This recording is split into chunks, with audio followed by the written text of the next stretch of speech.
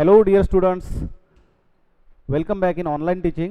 Today we are going to take information about our remaining lesson, which is key elements of a democratic government, and book is Social and Political Life Part 1 Grade 6. Dear students, आप लोगों को मालूम है हम lesson number 4 के बारे में जानकारी ले रहे हैं. इसमें कुछ जानकारी हमने ली है और आज के इस वीडियो में हम हमारा जो रिमेनिंग पार्ट है वो देखेंगे. और सबसे पहला पॉइंट है नीड टू रिसॉल्व कॉन्फ्लिक्ट. अब हमने देखा है कि डेमोक्रेटिक गवर्नमेंट कैसे चलता है, जनतंत्र कैसे चलता है, लोग अपनी जो डिमांड्स है, जो प्रॉब्लम्स है, वो किस तरह से गवर्नमेंट के सामने रखती है. अब उसमें दूसरा एक पॉइंट है need to resolve conflict. Conflict का मतलब होता है झगड़े या फिर संघर्ष कह सकते हैं हम इसे. अब किस प्रकार के संघर्ष होते हैं या फिर किस प्रकार के वाद विवाद हो सकते हैं, जैसे कि किसी चीज़ के बारे में हो या फिर कोई बात अगर हो जाए तो स्टेट्स में या फिर कंट्रीज़ में या फिर सोसाइटीज़ में क्या होते हैं, थोड़े से विवाद होने की संभावना होती है. और ये जो कुछ विवाद होते हैं स्टेट्स में हो या फिर कंट्री में हो, इन्हें कैसे सुलझाया जाए या फिर इनका हल कैसे निकाला जाता है, इसके बारे में हम इस पॉइंट में जानकारी लेंगे. ओके, तो इनको रिसॉल्व कैसे किया जाता है, इनको सॉल्व कैसे किया जाता है, इनके ऊपर कैसे इनको कैसे ट्रीट किया जाता है, इसके बारे में हम इस पॉइंट में जानकारी देखेंगे. So let's read this. In Maya's story you read about how conflicts can often lead to violence and death because one group decide that is all right to use force to prevent the other group from protesting. अब जो माया की story है, माया की माँ ने जो story बताई थी वो हमने सीखी है, उसके बारे में देखा है. तो उस स्टोरी में बहुत सारी जानकारी दी गई थी कि किस तरह से लोगों के ऊपर अन्याय होता था, किस प्रकार लोगों का छल किया जाता था. तो एक ग्रुप ऐसा होता है कि जो क्या करता है कि अपनी मनमानी या फिर अपने जो फैसले हैं वो दूसरों के ऊपर थोपते हैं. तो इसकी वजह से लोगों में क्या होता है, एक संघर्ष निर्माण होता है, एक विवाद उसके बारे में तैयार हो सकता है. तो इसे प्रिवेंट करने के लिए, इसे रिसॉल्व करने के लिए गवर्नमेंट के द्वारा कौन कौन से लॉज किए जाते हैं, गवर्नमेंट क्या क्या एफर्ट्स इसके लिए करती है, इसके बारे में इसमें हम जानकारी लेंगे. तो यहाँ पर क्या दिया गया देखिए, that is all right to use force to prevent the other group from protesting. अब लोग कुछ लोग क्या करते हैं, अपने जो फैसले होते हैं, अपने जो डिसीजंस होते हैं, वो डिसीजन लोगों के ऊपर थोपते हैं, लोगों को उसको एग्री करने के लिए क्या करते हैं, वो फोर्स करते हैं, प्रेशर डालते हैं. तो उसके विरोध में लोग क्या करते हैं, प्रोटेस्ट करते हैं, उसका विरोध अपने हिसाब से वो दर्शाते हैं. ठीक है, यहाँ पर एक बॉक्स दिया गया है येलो कलर का. Read the story again. Do you think the police shooting of Hector could have been avoided? How. अब जो माया की स्टोरी है, माया की माँ ने उसको स्टोरी बताई थी, किसकी, हेक्टर पीटरसन की.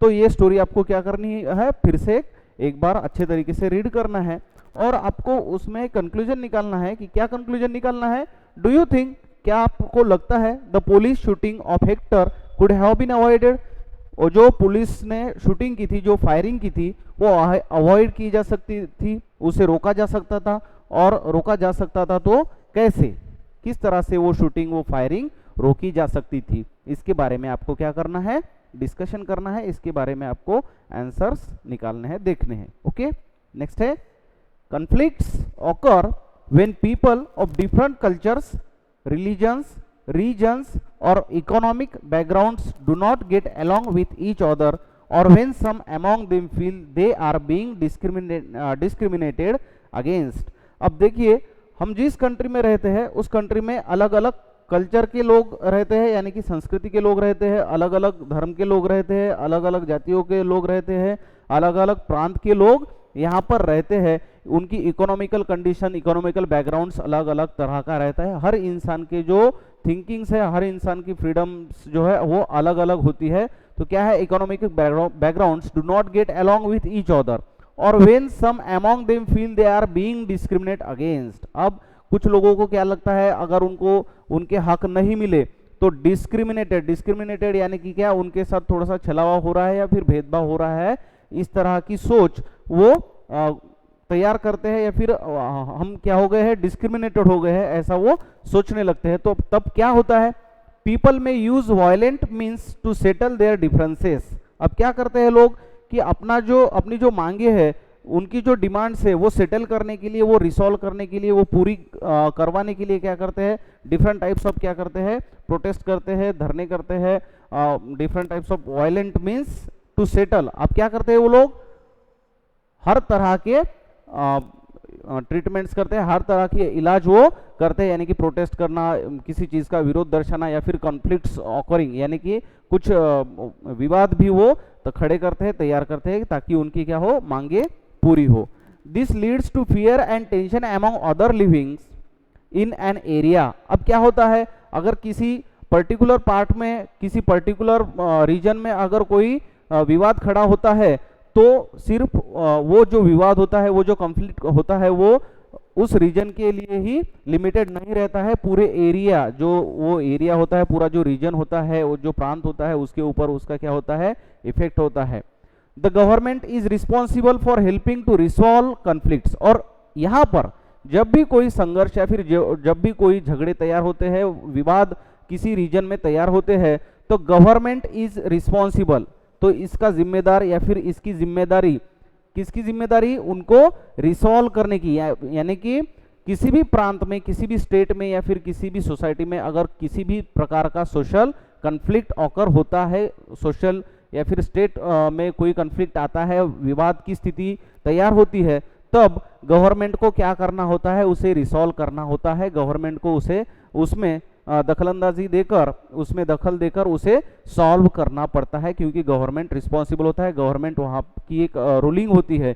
इस वजह से जो भी कोई कन्फ्लिक्ट्स या फिर विवाद किसी स्टेट में, किसी कंट्री में या फिर किसी रीजन में अगर तैयार होते हैं, तो उनको सॉल्व करने की पूरी जिम्मेदारी उस गवर्नमेंट की होती है। वहाँ पर जो भी कोई सत्ता होती है, रूलिंग गवर्नमेंट होती है, उनके ऊपर वो रिस्पॉन्सिबिलिटी होती है, उनकी वो जिम्मेदारी होती है कि वो सारे कन्फ्लिक्ट, सारे विवादों को क्या करे, सुलझाए, उनमें हल निकाले। ओके, नेक्स्ट है, let's read about some of the conflicts in our society and the role of the government in resolving them.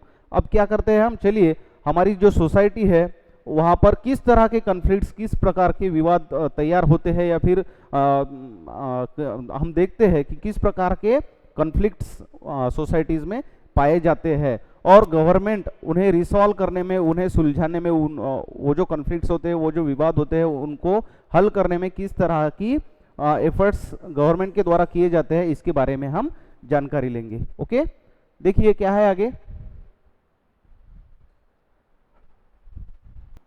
तो देखिए यहाँ पर एक येलो बॉक्स दिया गया है। The Indian constitution lays down the basic rules और laws that have be followed by everyone. These laws are for both the government and the people. Conflicts and differences have to be resolved according to these laws.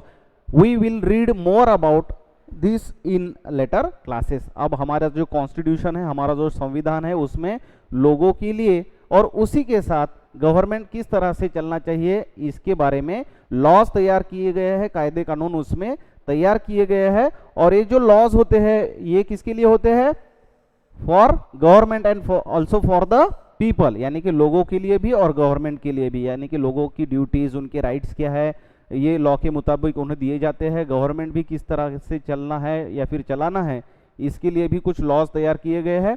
Conflicts and differences have to be resolved according to these laws. और जो भी कुछ conflicts या फिर राज्य में, state में, society में या फिर कंट्री में जो भी कुछ विवाद निर्माण होते हैं, उनको किस तरह से हल किया जाए या फिर किस तरह से कॉन्फ्लिक्ट्स को सुलझाया जाए, इसके बारे में भी कुछ लॉज तैयार किए गए हैं, कुछ कायदे कानून तैयार किए गए हैं। We will read more about this in later classes. अब इसके बारे में जो भी कुछ लेटर, यानी कि आगे वाले जो क्लासेस है, आगे जो आप पढ़ाई करेंगे, उसमें हम इसकी जानकारी लेंगे। ओके, तो आगे है, religious processions and celebrations can sometimes lead to conflicts. अब देखिए, रिलीजियस प्रोसेशन, रिलीजियस प्रोसेशन का मतलब होता है धार्मिक जुलूस। अब ये रिलीजियस का मतलब होता है धार्मिक और प्रोसेशन का मतलब होता है जुलूस।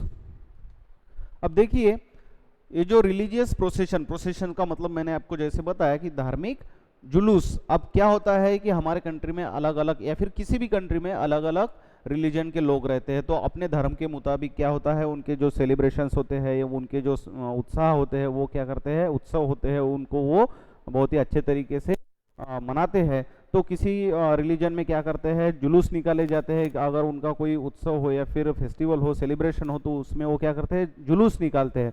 तो यहाँ पर पूरी पूरी संभावना होती है कि ऐसे जुलूसों में या फिर ऐसे प्रोसेशंस में कन्फ्लिक्ट्स हो, यानी कि विवाद होने की पूरी तरह से संभावना होती है। जब भी कोई धार्मिक जुलूस निकलता है तो हम इसकी गारंटी नहीं दे सकते हैं कि वो पूरी तरह से सिक्योर हो या फिर उसमें कोई विवाद ना हो, इसकी गारंटी हम नहीं दे सकते हैं।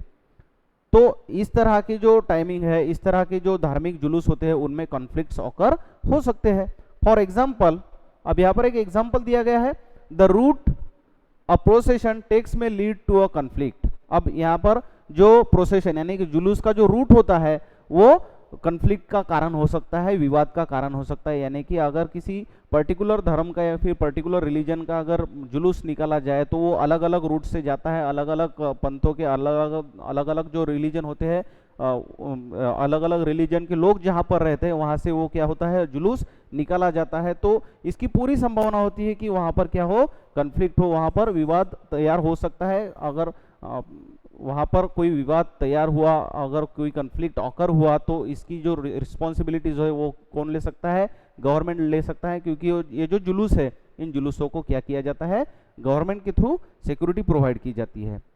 देखिए, the government particularly the police play an important role in getting representatives of concern communities to meet and try arrive at a solution. अब जब इस तरह के कोई विवाद खड़े होते हैं तब गवर्नमेंट और सबसे ज्यादा इसमें किसका रोल होता है, पुलिस डिपार्टमेंट जो होता है, पुलिस जो होते हैं वो क्या करते हैं, इसमें एक महत्वपूर्ण इंपॉर्टेंट रोल इनमें उनका होता है। गवर्नमेंट और पुलिस क्या करते हैं, कंसर्न यानी कि जो भी कोई कंसर्न यानी कि उस जुलूसों में या फिर विवाद से संबंधित, विवाद से जुड़े जो भी कोई कम्युनिटीज हो, लोग हो, उनको क्या करते हैं, एक जगह पे लाके वो इसमें एक हल ढूंढने का प्रयास करते हैं, उसका सोल्यूशन निकालने का प्रयास वो लोग करते हैं।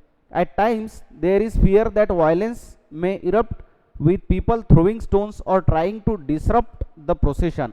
अब जब कोई धार्मिक जुलूस निकलता है तो कोई क्या कर सकता है, इसमें देखिए उनको क्या भय रहता है, फियर कौन सी बात का रहता है, इसमें वायलेंस हो, किस तरह से उसको इरप्ट कर सकते हैं, उसमें डिस्टर्बेंस ला सकते हैं। विथ पीपल थ्रोइंग, कुछ लोग क्या कर सकते हैं, उसमें स्टोन्स फेंक सकते हैं, और trying to disrupt the procession, या फिर उस जो जुलूस है उस जुलूस को असफल करने का भी प्रयास लोग करते हैं। यानी कि झगड़े करना, पत्थरबाजी करना, या फिर वो जुलूस बंद हो, इस तरह की कोई एक्टिविटी करना, ये कुछ लोगों के द्वारा हिंसक जिसे कहा जाता है वायलेंट एक्टिविटी कुछ लोगों के द्वारा की जा सकती है। तो इसे स्टॉप करने का काम जो है वो गवर्नमेंट और पुलिस ये दोनों मिलके करते हैं। The police is responsible for ensuring that violence does not take place.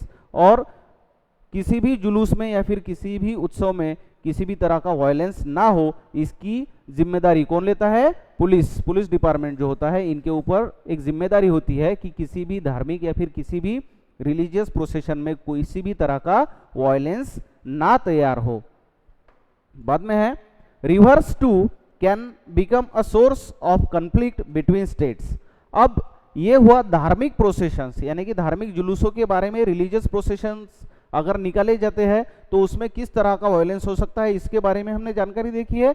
अब जो रिवर्स होती है, नदियां होती है, ये भी एक कॉन्फ्लिक्ट का कारण बन सकती है, विवाद का रीजन बन सकती है। वो कैसे बन सकती है, देखिए, अ रिवर में begin in one state, flow through another and and in third. अब आप लोगों को मालूम है कि रिवर की जो लंबाई होती है वो बहुत ही ज्यादा होती है, यानी कि जो लंबी लंबी लॉन्ग रिवर्स होती है वो एक स्टेट में से दूसरे स्टेट में जाती है। एग्जाम्पल के तौर पर हम देखेंगे, देखिए यहाँ पर ये पॉइंट है, यहाँ से एक रिवर निकलती है, यहाँ पर एक बी स्टेट है, इसे हम क्या कंसीडर करेंगे, स्टेट, ठीक है, ये दूसरा स्टेट। उसके बाद इस स्टेट में से ये नदी निकल के गई तीसरे स्टेट में, तो ये क्या हो गए, 3 स्टेट। यहाँ पर नदी आपको दिखाई देगी, या फिर नदी समझिए कंसीडर करिए कि ये एक रिवर है, यहाँ से वो ए स्टेट में से निकली है, बी स्टेट में गई, बी स्टेट में से निकलकर वो सी स्टेट में गई। अब क्या होता है कि इस नदी का पानी जो है ये स्टेट, यानी कि ये जो पहला स्टेट है ये यूज करता है, बाकी बचा कुचा जो पानी है वो कहाँ पर जाता है, ये जो 2 नंबर का स्टेट है इसमें जाता है। फिर बाद में जो भी कुछ पानी बचेगा वो तीसरे नंबर का जो ये सी स्टेट है यहाँ पर जाता है। अब कभी कभी क्या होता है, पानी की किल्लत आती है, पानी की कमी आती है, तो यहाँ पर जो पहला स्टेट है ये क्या कर सकता है, इस पानी में डैम बना सकता है, इसको यहाँ पर रोक सकता है। तो समझने वाली बात है कि ये जो नदी का पानी है ये दूसरे नंबर के स्टेट में नहीं जाएगा, फिर तीसरे नंबर के स्टेट में भी नहीं जाएगा। तो ये दो जो स्टेट्स है ये क्या कर सकते हैं, इसको आस्क कर सकते हैं कि आप हमें पानी क्यों नहीं छोड़ रहे हो। तो ये एक कॉन्फ्लिक्ट का कारण बन सकता है, विवादों का कारण बन सकता है। ठीक है, तो इस तरह की नदी जो है एक स्टेट में से दूसरे स्टेट में, दूसरे से तीसरे स्टेट में, उसकी लंबाई जितनी हो उतने स्टेट्स में या फिर उतने प्लेसेस पे वो जाती है, बहती है। ठीक है, तो देखिए क्या है आगे, the sharing of river water between different states that the river goes through is becoming an issue of conflict. अब अगर एक नदी 2 या 3 या फिर 4 राज्य में या फिर स्टेट्स में बहती है, तो उन चारों स्टेट्स को अगर इनफ वाटर नहीं मिलता है तो वो क्या हो सकता है, वहां पर कॉन्फ्लिक्ट हो सकता है, विवाद का कारण बन सकता है, जैसे मैंने आपको एग्जांपल में दिखाया है। यहाँ पर एग्जांपल दिया है, for example you may have heard about the Kaveri water dispute between Karnataka and the Tamil Nadu. अब ये जो कावेरी का वाटर है वो कहाँ पर जाता है, कर्नाटक एंड तमिलनाडु। जो कर्नाटक स्टेट है और तमिलनाडु स्टेट है, ये दो स्टेट में इस नदी का बहाव जो है, जो फ्लो है वो जाता है। फिर क्या होता है, देखिए, the water stored in Krishna Raja Sagar dam. अब यहाँ पर एक डैम है जिसका नाम है कृष्ण राजा सागर डैम, जो कि उस नदी पर बना है, उस रिवर पर बना है। उस डैम में वो पानी क्या किया जाता है, स्टोर किया जाता है। In Karnataka is used for irrigating a number of districts and for meeting the needs of the city of Bengaluru. अब ये जो कृष्ण राजा सागर डैम है ये कौन सी स्टेट में पाया जाता है, हम इसे कर्नाटक स्टेट जो है, कर्नाटक में इसे देख सकते हैं। ठीक है, तो इस डैम का जो वाटर है वो किसके लिए यूज किया जाता है, irrigating a number of district and for meeting the needs of the city of Bengaluru. Bengaluru city जो है, बेंगलुरु सिटी की जो पानी की किल्लत है या फिर पानी की जरूरत है वो पूरी करने के लिए इस डैम का पानी यूज किया जाता है। उसी तरह से खेती बाड़ी को लगने वाला जो पानी होता है इरिगेशन के लिए, उसके लिए भी खेती में, फार्मिंग में इस डैम का पानी यूज किया जाता है, वाटर यूज किया जाता है। The water stored in Mettur dam in Tamil Nadu is used for crops grown in the delta region of the state. अब जो तमिलनाडु में वाटर जाता है वो तमिलनाडु में भी एक मेटर डैम जो है ये देखने के लिए मिलता है। तमिलनाडु में भी इस नदी पर एक डैम बना हुआ है जिसका पानी किसके लिए यूज किया जाता है, क्रॉप्स ग्रोन करने के लिए, इरिगेशन के लिए, खेती बाड़ी करने के लिए उसका पानी यूज किया जाता है in the delta region of the that state. जो डेल्टा रीजन होता है, डेल्टा रीजन का मतलब होता है किसी नदी का जो मुख होता है उस नदी के मुख पे जो त्रिकोणमितीय प्लेस होता है, त्रिकोणमितीय भाग होता है, उसे कहा जाता है डेल्टा रीजन। ठीक है, तो इस डेल्टा रीजन में इस पानी का इस्तेमाल होता है। यानी कि ये जो दो स्टेट है, दोनों भी स्टेट में, एक तो कर्नाटक है, उस कर्नाटक स्टेट में कृष्ण राजा सागर डैम एक ही नदी पर तैयार किया गया है, और जो दूसरा है तमिलनाडु, तमिलनाडु में भी एक दूसरा डैम इसी नदी पर तैयार किया गया है, जो कि इरिगेशन हो या फिर लोगों का रोजाना जो वाटर उनको इस्तेमाल करने के लिए सिटीज को चाहिए, वहां पर भी उस पानी की सप्लाई की जाती है। ठीक है, नेक्स्ट है, a conflict arises because both dams are on the same river. अब क्या हुआ, नदी एक है और डैम उस पे दो है, एक जो है कर्नाटक में है और दूसरा है तमिलनाडु में, तो ये थोड़ा सा एक विवाद का कारण बन सकता है। The down stream dam in Tamil Nadu can only be filled up if water is release from the upstream one located in Karnataka. अब कभी कभी क्या होता है, बारिश कम गिरती है, अब नदी एक है, डैम दो है, जब तमिलनाडु को पानी की जरूरत होती है, जब तमिलनाडु को क्या होता है, पानी की जरूरत होती है, तब क्या करना पड़ता है, कर्नाटका से वो पानी रिलीज करना पड़ता है। अगर किसी साल बारिश कम गिरी तो कर्नाटक डैम से पानी रिलीज नहीं किया जाता है, तो इसका एज अ रिजल्ट तमिलनाडु में वो पानी नहीं जाएगा। फिर ये जो तमिलनाडु के लोग हैं ये क्या करेंगे, पानी की मांग करेंगे। तब कर्नाटका के जो लोग हैं वो भी क्या करेंगे, अपने बारे में सोचेंगे कि अगर हम तमिलनाडु को पानी देते हैं तो आगे चलकर हमें पानी की किल्लत महसूस होगी। तो यहाँ पर क्या हो सकता है, थोड़ा सा कॉन्फ्लिक्ट हो सकता है, इन दो स्टेट्स में विवाद हो सकता है कि आप ये जो कर्नाटक स्टेट है, ये कर्नाटक स्टेट और तमिलनाडु स्टेट, दोनों स्टेट्स में क्या हो सकता है, इस एक कॉन्फ्लिक्ट ऑकर हो सकता है। ये एक दूसरे के साथ विवाद तैयार कर सकते हैं, विवाद निर्माण कर सकते हैं कि आप हमें पानी क्यों नहीं रिलीज करते हो, पानी क्यों नहीं दे सकते हो। ऐसे वक्त में क्या होता है कि इसमें जो गवर्नमेंट है, वहाँ की जो शासन है, उसे क्या करना पड़ता है, उसमें दखल देनी पड़ती है और इसे रिसॉल्व करना पड़ता है। ठीक है, therefore both states can't get as much water as they need for people in their states. अब यहाँ पर क्या हो सकता है, इस ऐसी परिस्थितियों में दोनों भी स्टेट्स को उनकी जो मांग है, उनकी जो डिमांड है, उतना पानी नहीं मिलेगा। दिस लीड्स टू कॉन्फ्लिक्ट, और अगर पानी उनको उनके मुताबिक नहीं मिलता है तो वहां पर क्या हो सकता है, कॉन्फ्लिक्ट हो सकता है, उन दोनों में विवाद हो सकता है, संघर्ष हो सकता है। The central government has to step in and see that a fair distribution is worked out for both states. अब यहाँ पर ये जो दो स्टेट्स है, ये दो स्टेट्स में जो भी कुछ विवाद निर्माण हुआ हो, संघर्ष निर्माण हुआ हो पानी की किल्लत की वजह से, तो इनके जो झगड़े होते हैं, ये जो संघर्ष होता है, ये रिसॉल्व करने के लिए, ये जो मुद्दा होता है, ये जो मसला होता है, इसे सॉल्व करने के लिए, सुलझाने के लिए किसे हस्तक्षेप करना पड़ता है, किसे दखल देनी पड़ती है, सेंट्रल गवर्नमेंट, यानी कि जो हमारी केंद्र सरकार होती है, केंद्र सरकारों में केंद्र सरकारों को इसमें क्या करना पड़ता है, दखल देनी पड़ती है। और दोनों स्टेट्स को भी साथ में लाकर समझाना पड़ता है, उनका समझौता करना पड़ता है कि किस तरह से आपकी जो पानी की किल्लत है वो दूर की जा सकती है। तो ये जो केंद्र सरकार होती है, सेंट्रल मिनिस्ट्री होते हैं, सेंट्रल मिनिस्ट्री के थ्रू इसको हल किया जा सकता है, उसके ऊपर उपाय किए जा सकते हैं। ठीक है, तो जो बोथ स्टेट्स है, यानी कि दोनों भी स्टेट्स का जो ये मसला होता है, ये सुलझाने में सेंट्रल गवर्नमेंट की बहुत बड़ी क्या होता है, उसमें रूल होता है। ठीक है, तो उसके बाद जो है बच्चों, नेक्स्ट पॉइंट है अपना इक्वेलिटी एंड जस्टिस। ठीक है, अब इक्वेलिटी एंड जस्टिस, इक्वेलिटी का मतलब होता है समता और जस्टिस का मतलब होता है न्याय। ओके, तो समता और न्याय, यानी कि हम जो जिस जनतंत्र में रहते हैं तो हर एक को क्या है, समान हक है, समान न्याय है।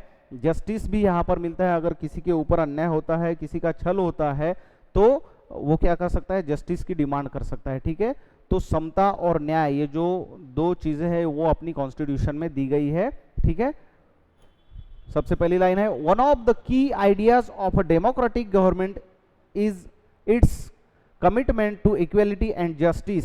Equality and justice are inseparable. अब सबसे पहले किसी भी गवर्नमेंट की जो खासियत होती है, लोगों की तरफ जो कमिटमेंट होती है, वो क्या होती है, इक्वेलिटी और जस्टिस। यानी कि किसी भी गवर्नमेंट की कमिटमेंट क्या होती है कि वो लोगों को क्या करेंगे, समता यानी कि समान न्याय, समान राइट्स वो उनको प्रदान करेंगे और उनको जस्टिस देंगे, यानी फिर कोई भी अगर उनके साथ किसी भी तरह का दुर्व्यवहार नहीं होगा, उनके साथ किसी भी प्रकार का छल नहीं होगा, हर चीज में उनको क्या दिया जाएगा, जस्टिस दिया जाएगा, जो कि इक्वल हो, जो कि समान हो। एंड जस्टिस आर इनसेपरेबल, और इसे किसी भी तरह से इनसेपरेबल नहीं किया जा सकता, किसी भी तरह से इक्वेलिटी और जस्टिस के साथ कॉम्प्रोमाइज नहीं किया जा सकता। ठीक है, आपको डिस्कस क्या करना है, देखिए, in Maya story did the government support the idea that people are equal. Maya की स्टोरी में आपको ये लगता है कि वो तत्कालीन जो समय था तब लोगों को इक्वली ट्रीट किया जाता था। In doctor Ambedkar story did the practice of untouchability support the idea that people are equal. जो डॉक्टर अंबेडकर है उनकी स्टोरी में भी अनटचेबिलिटी यानी कि अस्पृश्यता जो दिया गया है, अस्पृश्यता का मुद्दा पढ़ के हमें क्या लगता है कि तत्कालीन समय में लोगों के साथ अच्छा व्यवहार होता था, या फिर जस्टिस होता था, या फिर इक्वली सभी लोगों को एक माना जाता था। इस प्रकार की एक डिस्कशन ये दोनों क्वेश्चन पे आपको यहाँ पर करना है। ठीक है, नेक्स्ट है, the earlier practice of untouchability is now band by law. अब अनटचेबिलिटी का मतलब होता है अस्पृश्यता। ठीक है, तो लॉ के मुताबिक, नियमों और कानून के मुताबिक अनटचेबिलिटी को अभी पूरी तरह से क्या हो गया हुआ है, बैन हो गया है। अगर कोई अनटचेबिलिटी या फिर किसी को अस्पृश्य मानता है, कहता है, तो कानून के मुताबिक कड़ी से कड़ी कार्यवाही उस इंसान पे हो सकती है अगर किसी को कोई अस्पृश्य कह के उसके साथ छल करता है। This group of people were denied education, transport और medical facilities and even the chance to offer prayers. अभी अनटचेबिलिटी यानी कि अनटचेबल जो अस्पृश्य लोग थे, इनको समाज से दूर रखा गया था।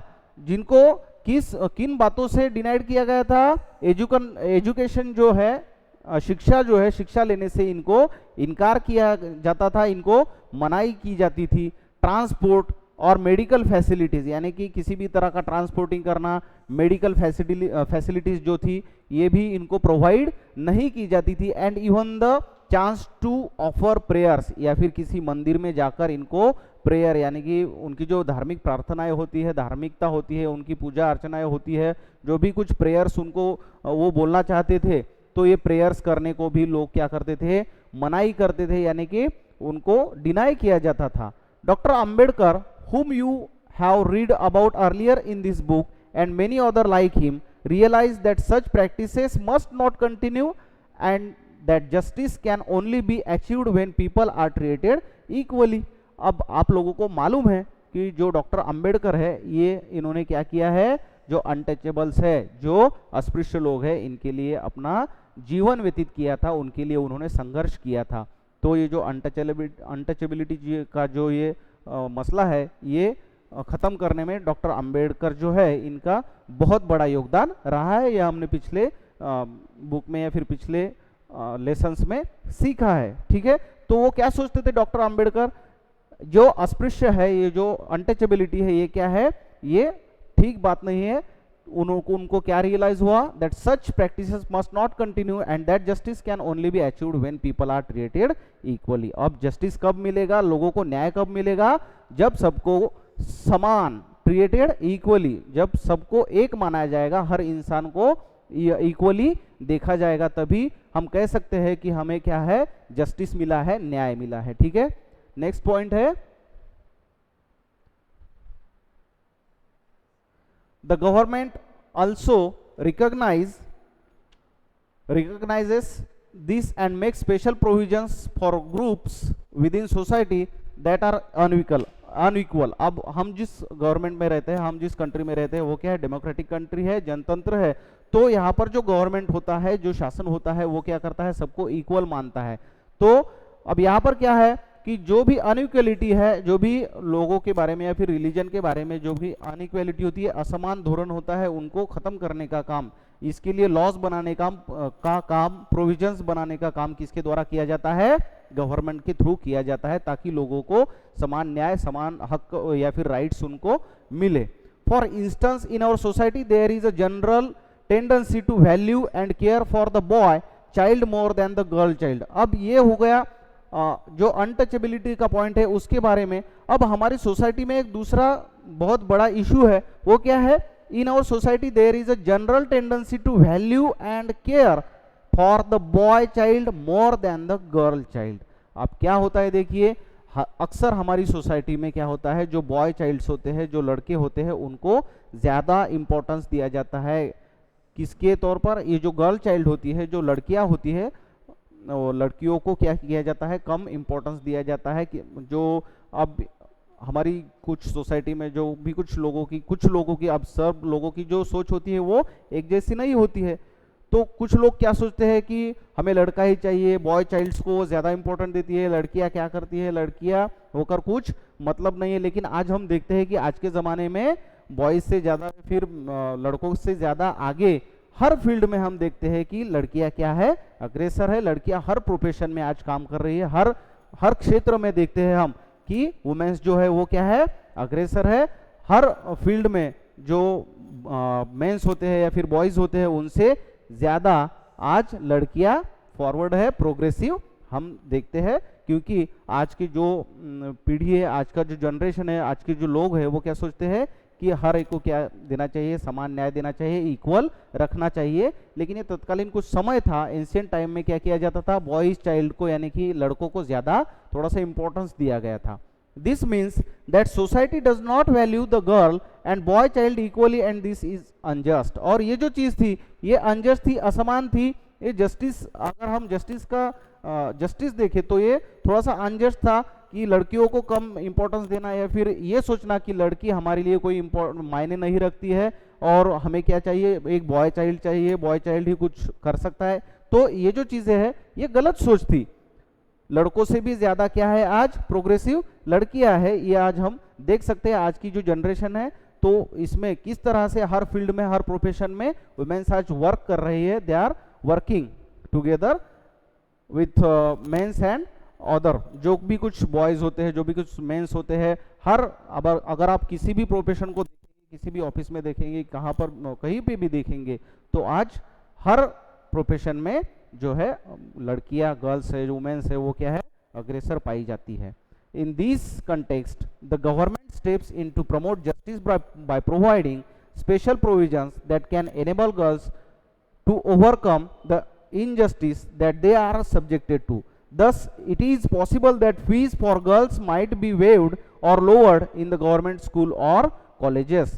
अब गवर्नमेंट ने क्या किया है कि लड़कियों का के साथ ये जो अनजस्ट होता है इसको जस्टिफाई करने के लिए उनको बॉयज़ के साथ इक्वली उनके साथ ट्रीटमेंट हुए या फिर उनको ट्रीट करने के लिए, उनको जस्टिस देने के लिए क्या किया जा सकता है कि जो एजुकेशन है, एजुकेशन में उनको अग्रेसर किया जा सकता है, आगे लाया जा सकता है।